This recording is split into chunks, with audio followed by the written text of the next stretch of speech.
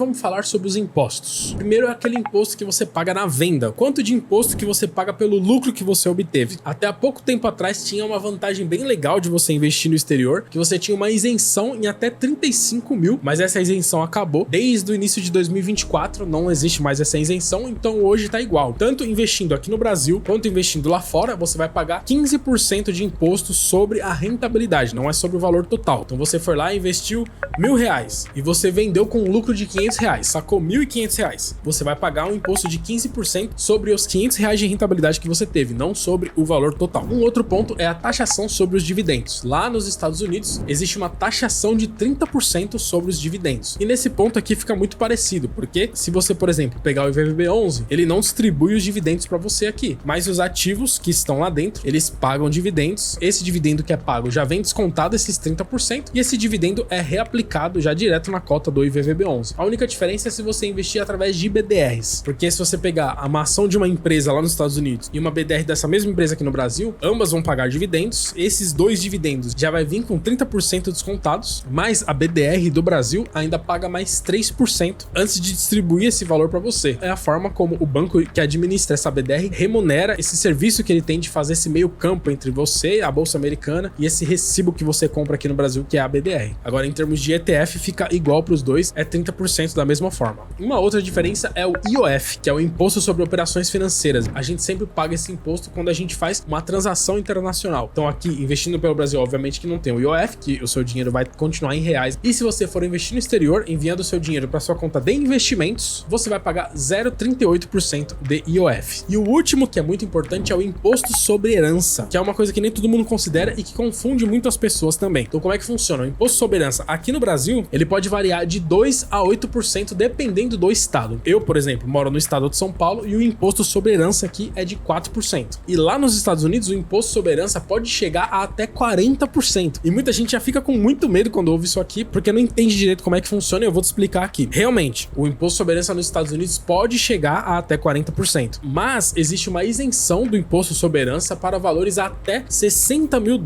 Ou seja, convertendo no dólar de hoje ali, que tá por volta de R$6, se você tiver até R$360 mil investido lá nos Estados Unidos, você não paga nada no imposto sobre herança. Isso é uma coisa que você só vai precisar se preocupar se você tiver valores acima de R$360 mil.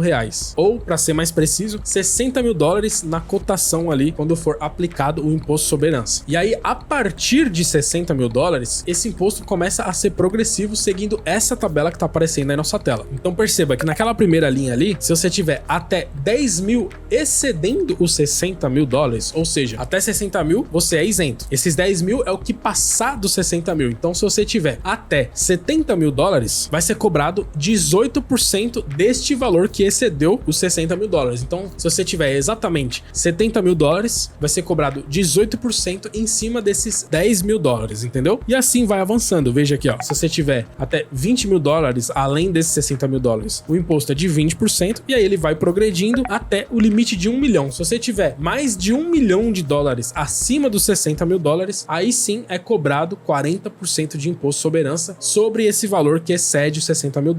E essa informação aqui do imposto sobre herança, enquanto eu escrevia o roteiro desse vídeo, eu aprendi isso num vídeo muito bom lá do Otávio Paranhos, que eu vou deixar também o link aqui na descrição. Ele tem um vídeo lá só falando sobre esse tópico aqui, se você quiser entender mais sobre isso, o link tá aqui na descrição do vídeo, beleza? Agora vamos falar sobre as taxas. A primeira taxa que eu quero falar aqui é sobre o spread. O que é o spread? É uma diferença no preço do dólar na hora que você vai comprar esse ativo. É a forma que os serviços que te dão acesso a esses investimentos têm de se remunerar. Então, como é que funciona? O serviço ali onde você está investindo, ele pode te vender no momento da compra esse dólar por um valor um pouquinho maior. E essa diferença aqui é o lucro que esses serviços têm por te dar acesso a esses ativos. Então, aqui no Brasil, teoricamente não tem spread, mas em ativos de baixa liquidez, você pode tomar um spread aí de até 3%, que no caso aqui do Brasil é a diferença que o ativo realmente está sendo vendido e o valor que você está pagando. Às vezes porque você está tentando comprar um ativo de baixa liquidez, que tem pouca gente negociando, você acaba pagando essa diferença de preço aí. Então, se você escolher investir direto aqui do Brasil, eu te aconselho que você sempre pegue ativos com bastante liquidez. Então, por exemplo, se você escolher o IVVB11, ela é uma boa ETF porque ela é a maior ETF do Brasil, então ela é muito negociada. Então, praticamente não existe spread no IVVB11. Agora, se você pegar uma ETF com baixíssima liquidez,